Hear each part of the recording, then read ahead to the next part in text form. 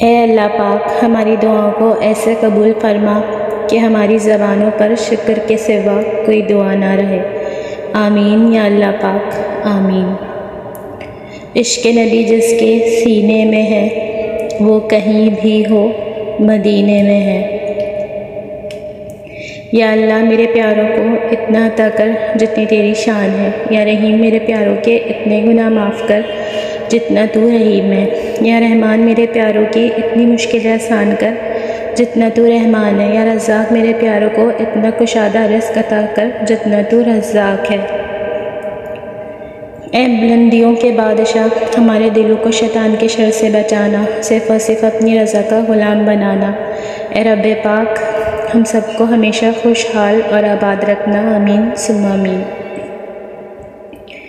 یا رب کریم، تو ہمارے قلب و نظر کا مالک ہے، ہمیں ہدایت کی دولت سے مالا مال فرما، کیونکہ تو جس سے خوش ہوتا ہے اس کا ہدایت پر چلنا آسان بنا دیتا ہے۔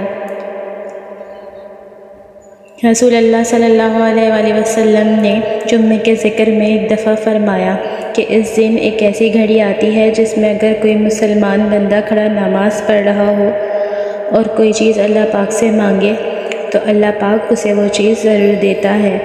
ہاتھ کے اشارے سے آپ صلی اللہ علیہ وآلہ وسلم نے بتایا کہ وہ سات بہت تھوڑی سی ہے۔ میری دعا ہے کہ بارش کے جتنے قطرے زمین پر گریں اللہ آپ کو اتنی ہی خوشیاں عطا فرمائے۔ آمین ثم آمین۔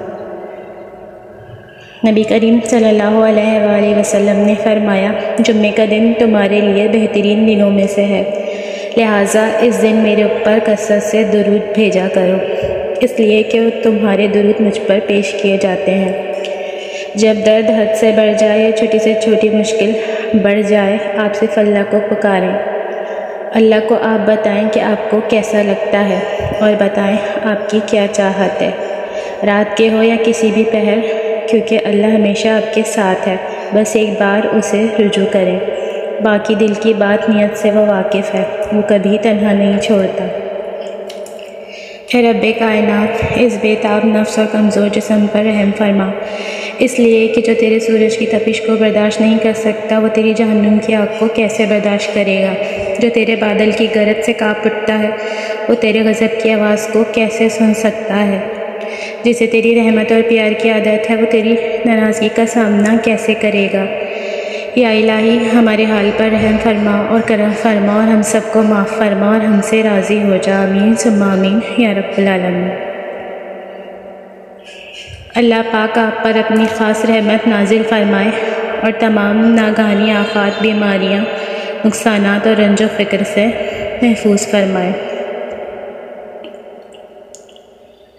یا اللہ میرے والدین کو ان 70,000 لوگوں میں شامل فرما جو کسی حساب کتاب کے بغیر جنت میں داخل ہوں گے۔ آمین ثم آمین۔ یا اللہ تیری شان بہت بلند ہے، اپنی عظمت کے واسطے میری اور میرے پیاروں کی زندگی خوشیوں سے بھر دے۔ یا اللہ ہماری خطاؤں کو معاف فرما۔ یا اللہ ہمیں صحت و ایمان والی زندگی عطا فرما اور ہماری نیک خواہشات پوری فرما۔ اللہ مجھے اور آپ کو آسانیاں عطا فرمائے اور آسانیاں تقسیم کرنے کا شرف عطا فرمائے۔ آمین۔ بے شک نماز ہی سب سے زیادہ بہترین طریقہ ہے، دنیا سے قبر تک، قبر سے حشر تک، حشر سے جنت تک۔